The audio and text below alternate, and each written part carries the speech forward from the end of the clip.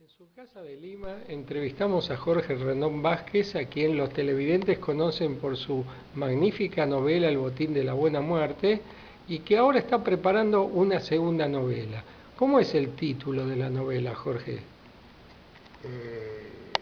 Es el oro de Atahualpa.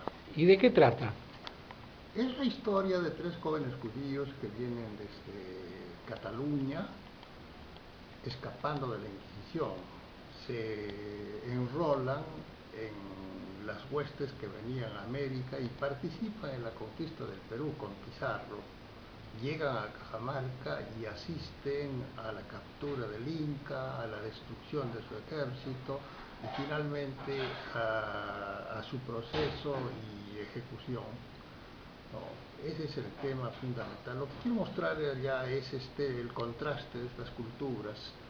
El contraste de estas culturas, quiero señalar a través de estos hechos históricos cómo se va formando lo que se llamaría la nacionalidad peruana, que es la síntesis de las culturas española e incaica. Con un aporte también negro, no hay que dejar Claro, de... pero muy pequeñísimo en ese momento, porque en ese momento llegaron muy pocos negros. Los negros fueron llegando durante el virreinato. En ese momento eran españoles los que venían y eran hombres solos, de manera que hay que suponer que estos hombres, después de estar meses solos, cuando llegaron y encontraron mujeres, pues inmediatamente las enamoraron o las violaron, y era común ver que cada español tuviera 10 mujeres por lo menos, y de esto nació una descendencia mestiza que fue en aumento. No, inclusive Mariátegui ha tratado el tema de la chola, que era la amante del virrey Amat. O sea que Sí, sí. el mestizaje tiene una larga tradición en el Perú, como no podía ser de otra manera. Los españoles venían sin mujeres y sin mujeres no se puede vivir. Claro. ¿Y qué papel juega en tu novela la cuestión del mestizaje? Es que justamente esos mestizos van a constituir la levadura de la nueva nacionalidad.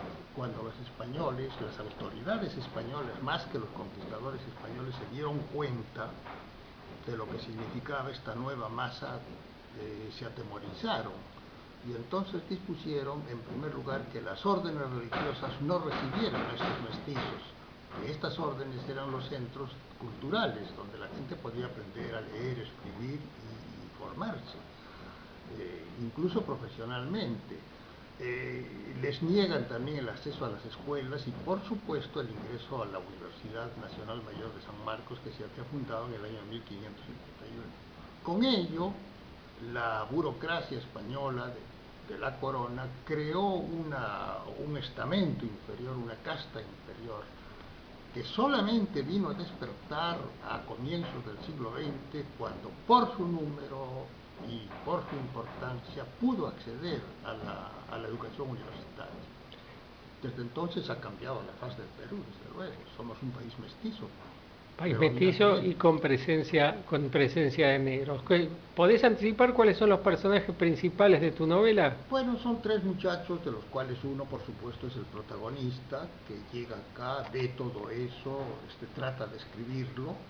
No, él es un hombre que no olvida su raigambre judía, sus costumbres, su religión, y que la practica en secreto. Toma una mujer india del pueblo, muy bonita, con la cual se casa, pero naturalmente ante la intransigencia, la animadversión de sus propios colegas y sobre todo del inquisidor que lo venía persiguiendo desde España, tiene que fugar, tiene que irse. Lo sigue persiguiendo el inquisidor. Claro que sí, y esa es una parte importante de la novela. Como que tenés esa costumbre de meter alguna cuestión bien policial en tus novelas. O sea, sí, pues, claro, evidentemente. Es parte del condimento. Es que eran los inquisidores, no actuaban por sí solos, no eran los curas los que salían a apresar a los acusados, eran los alguaciles, eran soldados, es decir, el poder confesional que dominaba se servía del poder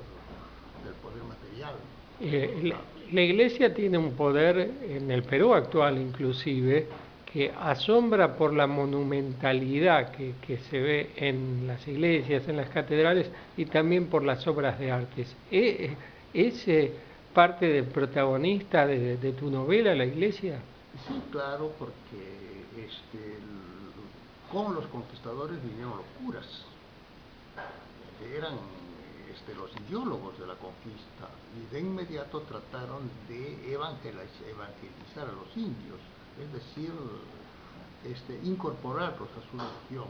Como no pudieron, porque los indios de estas tierras se resistían a abandonar sus creencias religiosas, y entonces con el patrocinio de la corona española crearon lo que se llamó la extirpación de idolatrías, consistente en la destrucción de los ídolos, las creencias, en fin, y en la persecución de quienes no se sometían a esta evangelización forzada, ¿no?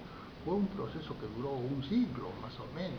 Que no ha terminado. Ahora hay misas en quechuas y hay muchas personas en las zonas más fuertes de presencia incaica del Perú que siguen definiéndose por sus viejas religiones Sí, precristianas.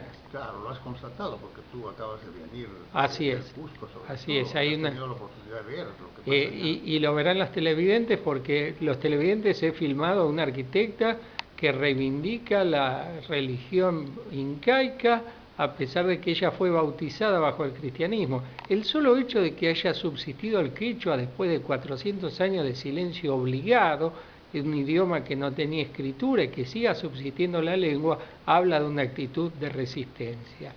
El quechua era una lengua muy utilizada en el Perú, inclusive había los curas se empeñaban en la enseñanza de la doctrina cristiana, con textos en quechua, escritos en quechua, utilizando el alfabeto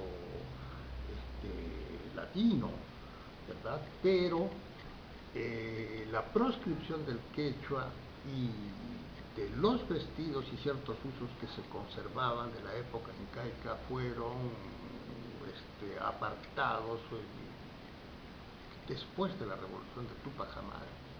Y dime, ¿para cuándo se puede esperar la lectura de la novela? Bueno, Yo sé que vos sos muy meticuloso escribiendo, no es un proceso para mañana, pero ¿para cuándo se puede esperar poder leer?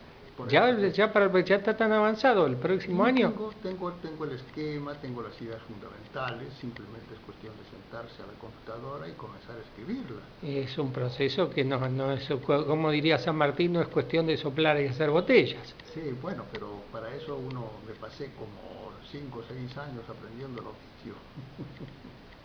Algo más de 5 o 6 años, porque tu obra jurídica también fue un aprendizaje que vos sabés volcar en tu actual etapa de escritor de ficciones. Bueno, muchas gracias por este contacto, Jorge, y en otra oportunidad te voy a hacer una entrevista sobre tu condición de experto en relaciones laborales y la situación de las relaciones laborales en Perú. Muchas gracias por la entrevista.